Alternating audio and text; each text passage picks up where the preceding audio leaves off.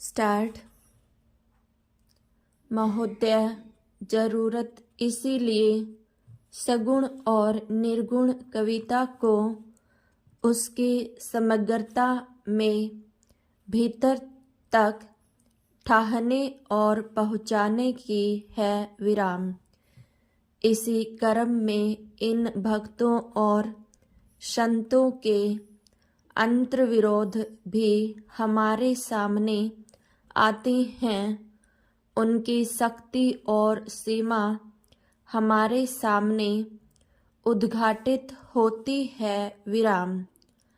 अगली पंक्तियों में हमारा लक्ष्य अंतर्विरोधों के बावजूद और उनके बीच से यह बताना होगा कि अपनी अपनी जमीन, अपनी अपनी शक्ति और सीमाओं के होते हुए भी सामान्यतः अपने जीवन के लिए और हमारे समय के लिए भी भक्ति कविता का सगुण और निर्गुण भक्ति कविता का महत्वपूर्ण सामाजिक सांस्कृतिक महत्व है विराम। भक्ति काव्य की ये सामाजिक सांस्कृतिक उपलब्धियां इन भक्तों और संतों के अपने अपने समय और समाज से किए गए साक्षात्कार के क्रम में उनमें इनके द्वारा किए गए हस्तक्षेप के क्रम में और इनके अपने गहरे रचनात्मक आत्म संघर्ष के क्रम में सामने आई हैं विराम। इन उपलब्धियों के पीछे गहरी और कठोर साधना का एक जीवंत इतिहास है। उसकी अपनी सफलताएं, असफलताएं, असंगतियां और अंतर्विरोध हैं विराम।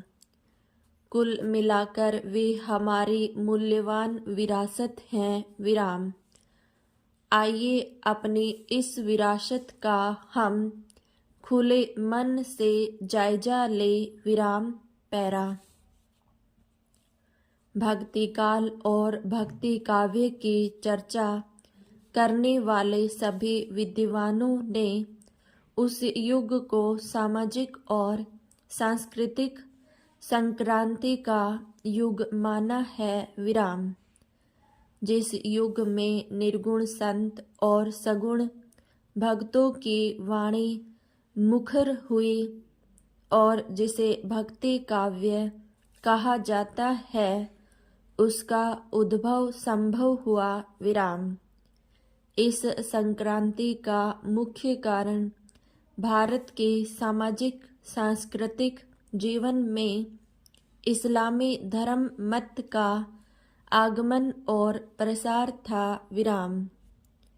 इस बात को लेकर आचार्यों में भले ही मतभेद हो कि भक्ति काव्य के आविर्भाव के मूल में इस्लाम का क्या और कैसा प्रभाव है विराम।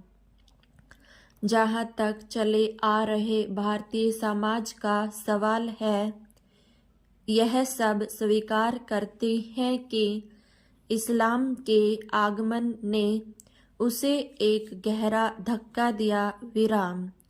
विभिन्न धार्मिक संप्रदायों में बटे हुए विद्यमान भारतीय समाज को एक व्यापक हिंदू धर्म मत के तले एकजुट होने के लिए विवश होना पड़ा विराम। इस्लाम की ओर से आई सामाजिक सांस्कृतिक चुनौती को इसी प्रकार झेला जा सकता था और उसका प्रतिकार किया जा सकता था विराम।